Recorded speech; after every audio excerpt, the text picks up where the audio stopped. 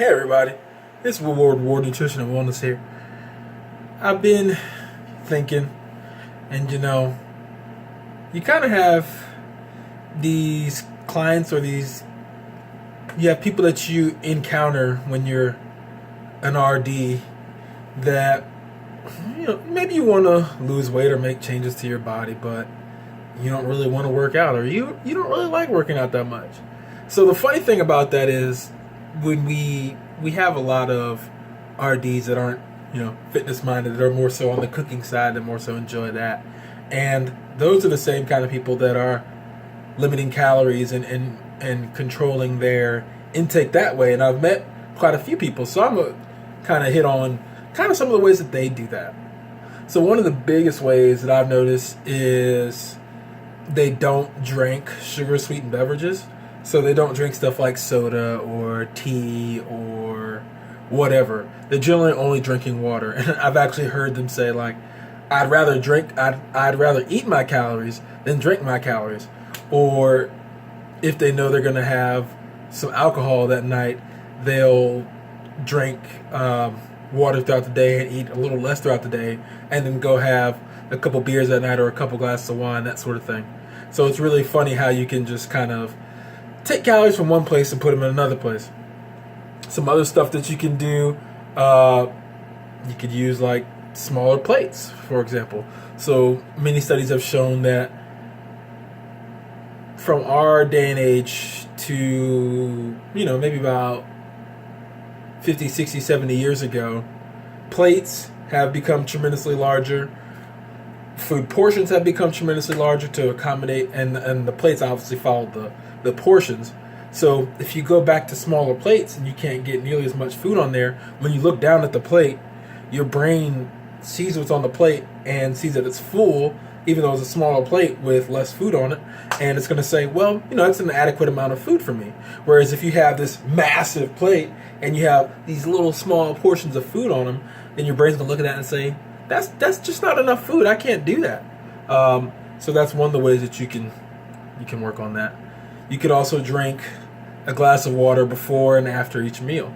So this is something that I tell a lot of my clients specifically, because you have people that sometimes are struggling with eating a ton of dessert or snacking often and not feeling like they're full at meals. So what I'll have people do is I'll have them drink a glass of water before a meal, eat their meal, and then drink a glass of water after the meal. And what that kind of does is that kind of, one, allows food some time to hit your stomach, specifically the glass of water after the meal, and two, it's also going to fill you up some as well. You can also, I have some things written here. Oh, yeah, basic thing. Don't go out to eat.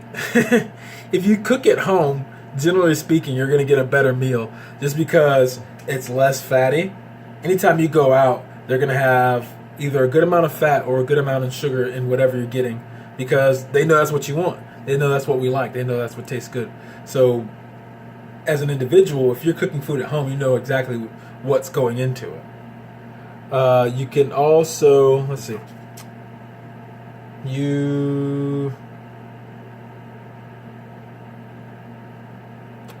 most basic one, this is the last one I'll talk about. Don't go hours without eating.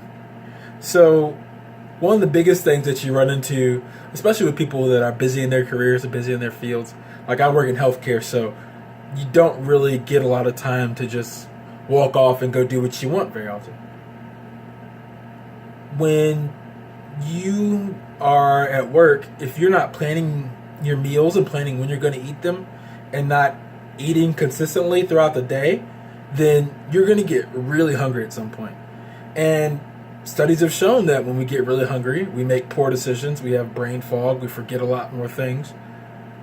So what happens is you get really hungry, you ate breakfast maybe at like 7:30 in the morning.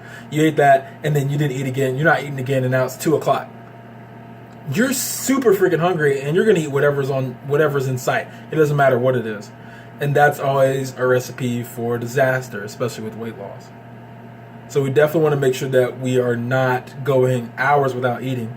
And people say you should eat every 2 to 3 hours. I'm not going to say you should do that, but I'm going to say that you shouldn't feel hungry throughout the day.